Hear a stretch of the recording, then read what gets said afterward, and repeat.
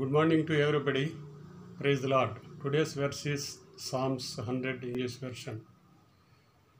Make a joyful noise unto the Lord, all you lands. Serve the Lord with gladness. Come before his presence with singing. Know you that the Lord, he is God. It is he that he hath made us, not we ourselves. We are his people and sheep of his pasture. Enter into his gates with thanksgiving and into his courts with praise.